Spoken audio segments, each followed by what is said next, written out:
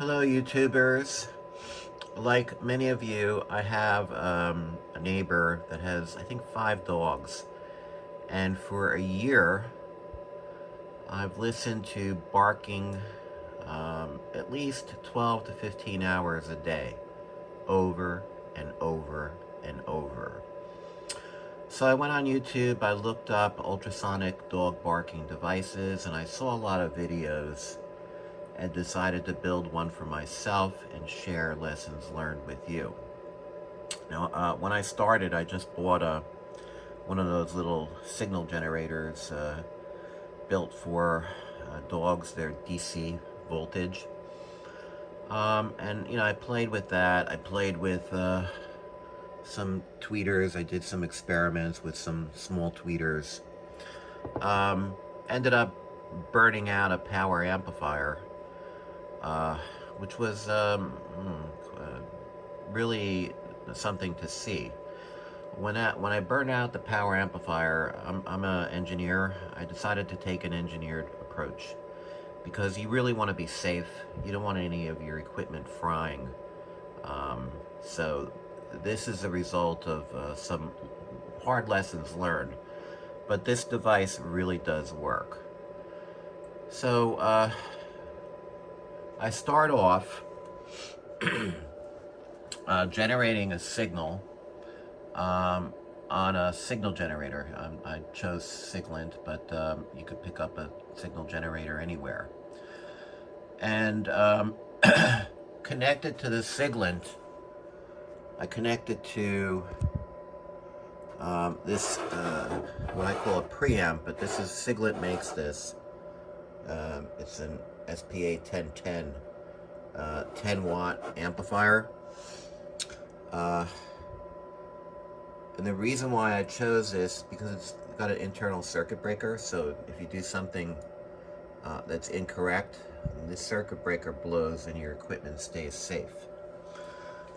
and right now I have it hooked up to the signal generator. Signal generators set at 1 kilohertz, just for illustrative purposes. The output of the preamp, right, has a voltage. This is a digital voltmeter of 1.396 VAC volts, and I tune that specifically to match my power amplifiers. This is what cranks this guy up. So this happens to be a Crown XLI 3500. Now, these are 2 channels. So I have 2 of them, the Crowns. That's the second one. And then I have a third one that I use for bench testing. That's an XLI 800. Now, there are 2 channels each, and they're set in parallel mode with an input sensitivity of 1.4 volts. So I keep this on all the time, because if something goes wrong and I get it at that 1.4 volt range, you risk frying your amplifier. You don't want to do that. So this digital multimeter constantly measures the output signal of what's coming out of the preamp, and then this digital multimeter measures the voltage coming out of the Crown amplifier. And another challenge I had was that the specs that the amplifier companies, I'm not necessarily saying Crown, but in general, it's difficult to get the right specs, because with all the audio equipment, a lot of the manufacturers, they just don't post the right information. They say it's 100 watts, but it's not. It's something else. So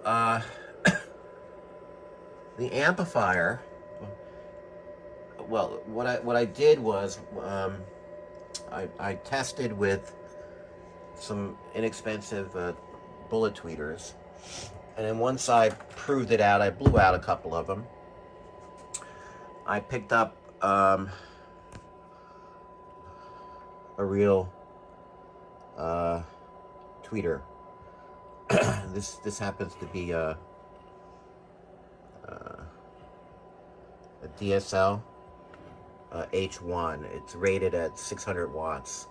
Now I called the speaker manufacturer and they told me at ultrasonic frequencies you don't really want to take this thing above 100 watts. At frequencies, high frequencies, these super bullet tweeters are only effective at 100 watts, which is plenty. So what I did was I took an impedance meter because you can't trust anything. And I tested the impedance of the speakers to make sure that I wasn't blowing my amplifier out. So here's the speaker enclosure. I have two of these. It's based on an LRAD, long-range acoustical device. So I put two of these together in an enclosure. I waterproofed it and mounted it on a tripod so I can carry this anywhere I want.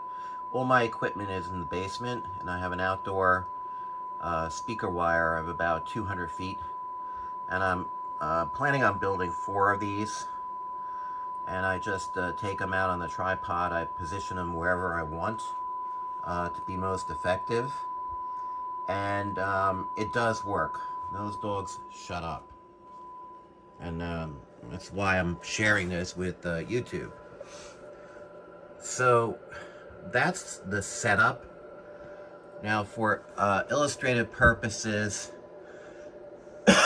what I'm going to do is I'm going to just, it's at 1 kilohertz, and I don't want to blow anyone's eardrums out or anything like that. So I'm just going to turn up the volume 1 notch.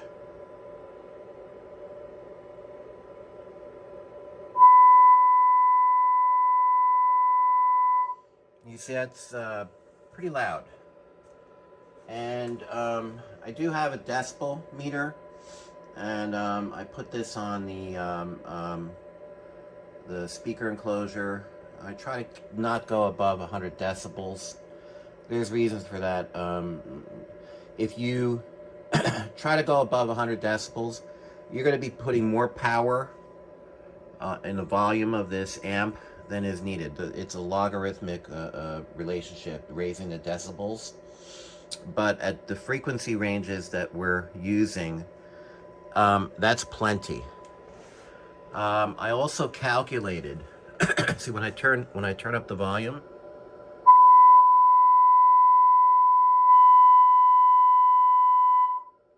see, I was only using 5 volts. So you see that this thing does not run hot. I'm only putting 5 volts in, and I'm close to 100 decibels. Really, all you need to shut up a dog is something like a dog whistle. The thing is, and those inexpensive devices that you see available, they work. And the reason why something like this, the benefit of something like this is not getting it loud, but being able to get the range or distance of the signal. I calculated that if I bring this up to 20 volts through increasing the audio on my amplifier, that's pushing about 100 watts through these speakers. And that's what the manufacturer told me, not to go above 100 watts. And that comes out to 20 volts. And it's less than half, when I bring it up to 20 volts, it's less than half on the volume control for the amplifier. So this thing does not draw a lot of electricity. You're not going to overheat your amplifiers, nothing like that. Okay, so right now I set the signal generator at 25 kilohertz. The other advantage is I can modulate the signal. The amplifier can handle that. Amplifier easily handles 25 kilohertz, but I could adjust it. I can go 25, 30, 20. You really don't want to go above 30 because dogs, I'm not sure that they're sensitive to it. So again, you're not trying to blow the dog's eardrum. They'll stop barking if you blow a dog whistle. The benefit of a system like this is getting the range. So the more volts you put into this, right, the watts go up, but really, I have 3 acres, and this thing is effective to at least 400 feet. So, yeah, the dogs can hear it. And the fact that I have 4 of these cannons, again, the relative loudness doesn't change, but you're not looking to blow the dog's eardrums out, right? So you're just covering more area, the more of these speaker enclosures that you use. So now this is set at 25 kilohertz, and here's the voltage output on the amplifiers. So what I'm going to do is I'm going to turn the volume up, and you see here the purple curve is the ultrasonic frequency, and it's a nice signal. There's no clipping, and with the oscilloscope you can check for clipping. If you get clipping, something's wrong and you're going to burn your amplifier out. Now, range 60 volts. So you could see here at this volume, which is not very much at all, I'm at 9.4 volts. And when I run this outside, I don't exceed 20 volts. 20 volts puts me in around 100 watts. And that's it. So this is the purpose of this video is not to blow your eardrums out or make a lot of noise. The purpose was to show you how to build one of these safely and effectively. So I hope you enjoyed the video. And if you really do have a dog barking problem, this will take care of it. For sure, tested, for sure, and safe. Have a nice day, YouTube.